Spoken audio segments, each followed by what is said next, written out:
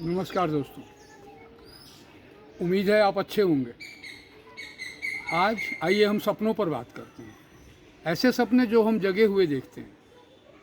मैं दो दृश्य आपके सामने प्रस्तुत करूंगा। पहला कहीं किसी और भूखंड का, कालखंड का, और दूसरा किसी और भूखंड और कालखंड का। तो पहला सपना यूएसए में शुरू होता है। मैसाचुसेट्स स्टेट्स में एक शहर है फर्मिंगम। फ्रेमिंगम में एक लड़की वहाँ के मैरियन हाई स्कूल में पढ़ती है, क्रिस्टा कॉरिजन। उसके पिता का नाम कॉरिजन है, एड कॉरिजन है, और माँ का नाम ग्रेस है। वो बच्ची पढ़ती है।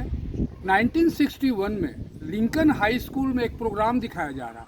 ये वो वक्त था जब अमेरिका का पहला अंतरिक्ष यात्री आउटर स्पेस में जा रहा था, एलन शैपर्ड। उस दृश्य को देखने के लिए स्कूली बच्चे बैठे थे। उसी में क्रिस्टा कॉरिजन भी बैठी थी।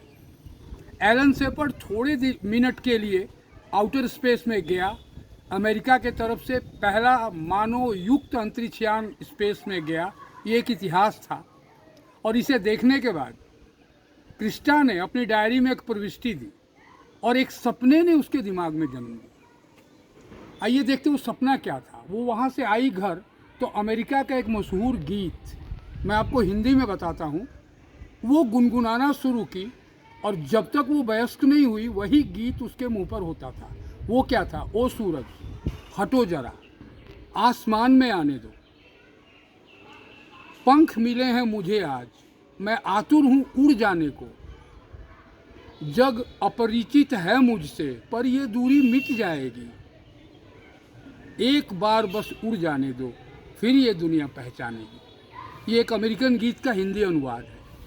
ये गुनगुनाती थी। उसके पिता ने देखा कि मेरी बेटी उड़ने के सपने देख रही है। उन्होंने उसे परखा तो देखा, लेकिन बेटी की रुचि थी कला में, आर्ट्स में। वो साइंस पढ़ना नहीं चाहती थी। पिता ने उसे सपोर्ट किया। तुम अपने सपने देखती हो, सपने देखो, जो तुम्हें अच्छा लगता वही तुम करो। और वो फ्रेमिंगम के स्टेट कॉलेज से राजनीति शास्त्र, अमेरिकन हिस्ट्री और कानून की डिग्री लेकर निकली। और अपने स्कूल के ही एक मित्र स्टीव मैकॉलिफ से, जिससे उसे बचपन से मित्रता थी, वो दोनों एक दूसरे के प्यार में पड़े और उनकी शादी हुई। अब क्रिस्टा कॉरिजन अब क्रिस्टा मैकॉलिफ हो गई। उसका पूरा नाम था सैरोम क्रिस्टा मैकॉलिफ। एलन शैपर्ड के उड़ान के समय देखे हुए सपने आज भी उसके दिमाग में गुनगुना रहे थे। उसके मित्र कहते कि तुमने तो कला लिया है, साइंस तो लिया नहीं, तुम अंतरिक्ष यात्री कैसे बनोगी? तो वो कहती थी कि भाई जिसके सपने अपने होते हैं और सपनों में दम होता है वो कुछ भी पा सकता है। यहाँ ना कला का कोई महत्व है, ना साइंस का, ना वाणिज्य का। और शादी के बाद अपने पति स्टीव मैकॉलिफ के साथ वो न्यू हैम्पशायर स्टेट के कंकोर्ड शहर में आकर बस गई।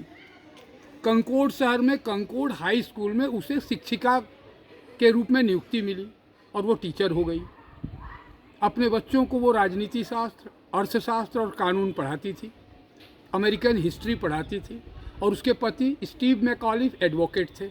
अच्छी ज़िंदगी थी। 2 बच्चे थे, स्कॉट और 1.5 साल की एक बच्ची कैरोलिन। सुखी परिवार था। वो सपने तो देखती थी मगर कैसे पूरा होगा स्कॉट नहीं समझ सकते थे कि कैसे पूरा होगा। अचानक 1984 रोनाल्ड रीगन ने, राष्ट्रपति रोनाल्ड रीगन, तत्कालीन राष्ट्रपति, उन्होंने एक निर्देश दिया नासा को, national aeronautics and space administration को, कि भाई पूरे अमेरिका से योग्य शिक्षक या शिक्षिका में से किसी एक को तलाशो और हम एक प्रोग्राम बनाएंगे चैलेंजर स्पेस शटल के साथ अंतरिक्ष में जाने का, जिसमें एक सिविलियन होगा जो किसी स्कूल का शिक्षक होगा। देखिए सपने कैसे मेल खाते।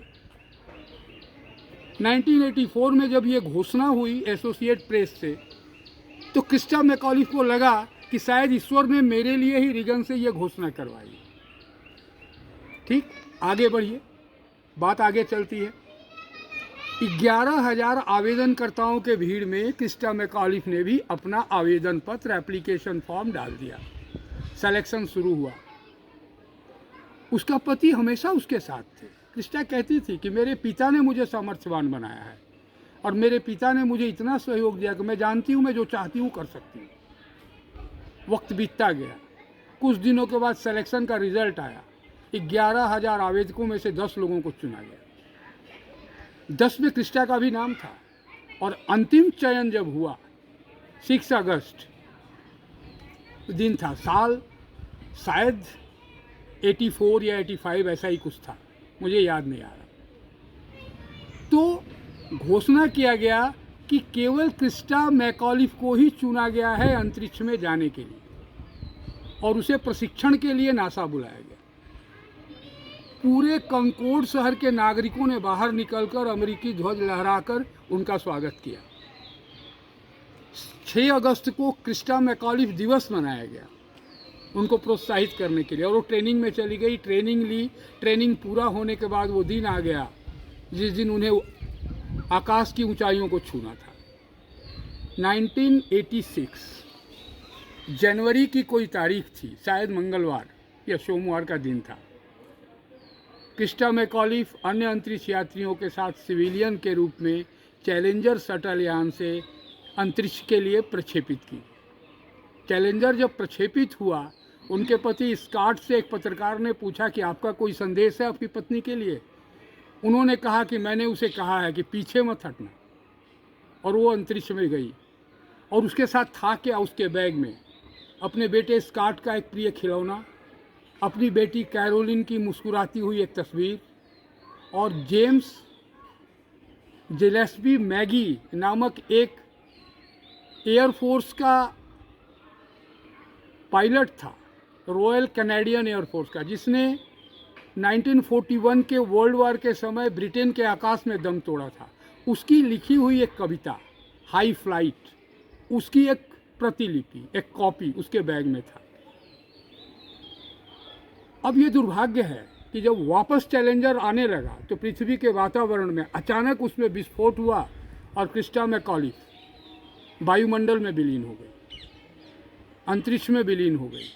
ये दुर्भाग्यजनक था, ये दुख करने वाली बात है, मगर मैं कहना चाहता हूँ कि सपने कैसे पूरे होते हैं। एक कला की विद्यार्थी अगर सपना देखा उसने अंतरिक्ष में जाने का तो अंतरिक्ष में गई। आइए अब मैं आपके सामने दूसरा दृश्य प्रस्तुत करता हूँ। ये दूसरा दृश्य, पहला दृश्य मैंने आपको दिखाया, भूखंड था उत्तरी अमेरिका, कालखंड था 1961 से 1986 तक। अब दूसरा दृश्य, भूखंड है भारतवर्ष, राज्य है राजस्थान का कोटा शहर, कोचिंग हब ऑफ इंडिया, और समय कालखंड है 2022। पिछले दिनों मैंने प्रोफेसर राजेंद्र प्रसाद शर्मा का एक लेख पढ़ा। उसमें मैंने पढ़ा कि 4 जून को आयुषी नामक एक छात्रा ने कोटा के हब में, कोचिंग हब में आत्महत्या कर अपनी जीवन लीला समाप्त कर दी। और सबसे बड़ी बात ये कि ये आयुषी पहली लड़की नहीं थी और शायद अंतिम भी नहीं होगी। इस जनवरी से लेकर जून तक ये 6वीं छात्रा थी। इसके पहले भी कई छात्र आत्महत्या कर चुके हैं कोटा में, यानी ये 6 थी। सोचिए। और इससे भी बड़ी बात, इससे पहले कृति नामक एक छात्रा ने जब आत्महत्या किया था तो उसने एक नोट छोड़ा था सरकार और अपने परिवार के नाम। उस नोट में उसने अपनी माँ को कहा था कि माँ, मेरे बचपन और मेरे बच्चा होने का तुमने फ़ायदा उठाते हुए हर समय मुझे साइंस को पसंद करने के लिए मजबूर किया। अनुरोध है माँ कि मेरी छोटी बहन जो 11 में पढ़ रही है उसके साथ ऐसा मत करना। और सरकार के लिए उसने लिखा था कि अगर सरकार चाहती है कि हमारी आने वाली पीढ़ी, आने वाले भावी समाज में निष्ठुर, संवेदनहीन और खोखली ना बने तो इन कोचिंग संस्थानों को बंद कर देना चाहिए।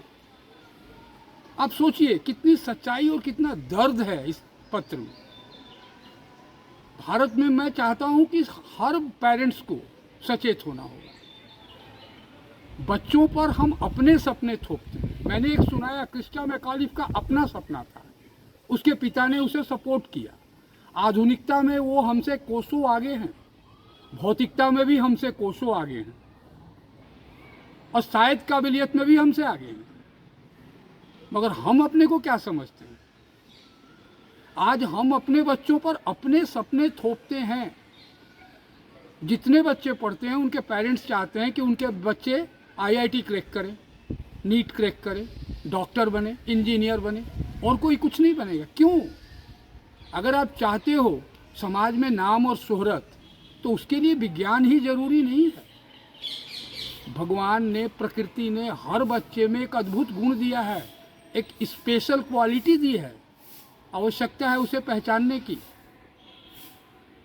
अगर ऐसा नहीं होगा तो कोटा का ये सिलसिला कभी नहीं रुकेगा।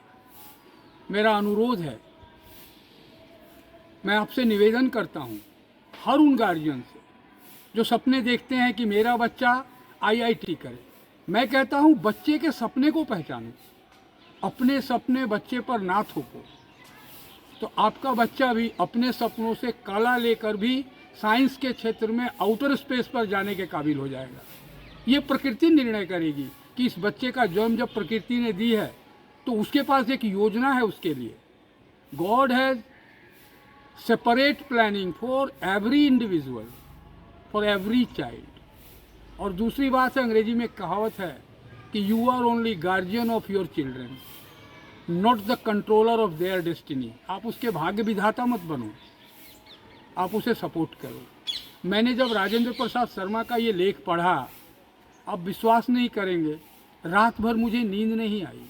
इतने होनहार बच्चे इस कोचिंग का दबाव को झेल नहीं सक रहे हैं। आप जानते हैं, कोचिंग के धंधे में पूरे हिंदुस्तान में आज 20,000 करोड़ रुपए का सालाना कारोबार होता है। यह सरकारी आंकड़ा है, जिसमें अकेला कोटा का 1,000 करोड़ रुपए का शेयर है।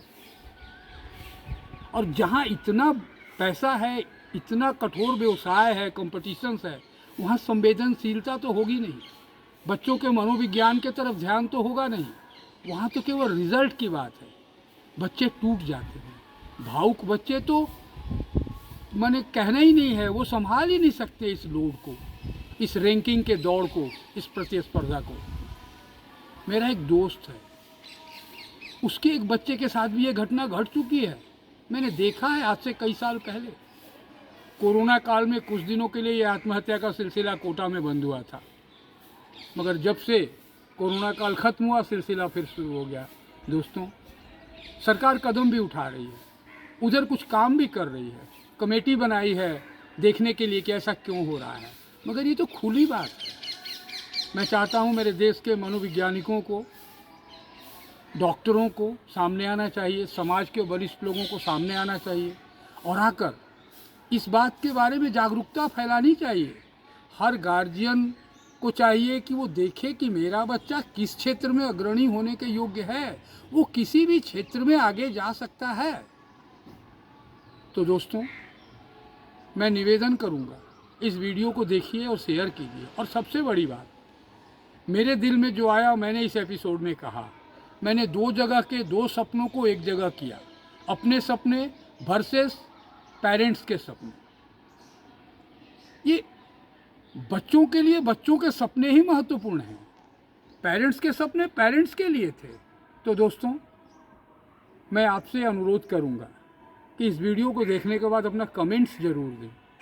इन्हीं बातों के साथ, और हर छात्र छात्राओं और बच्चों के लिए जो कि जन्म लेने के बाद हमारे जीवन में इंद्रधनुषी रंग भर देते हैं, मासूमियत से, अपनी मुस्कान से, इन बच्चों को, इन नौनिहालों को हम यूं ही ख़त्म ना होने दें। इन्हीं बातों के साथ आपकी मंगल कामना करते हुए मैं आपसे विदा लेता हूँ। धन्यवाद।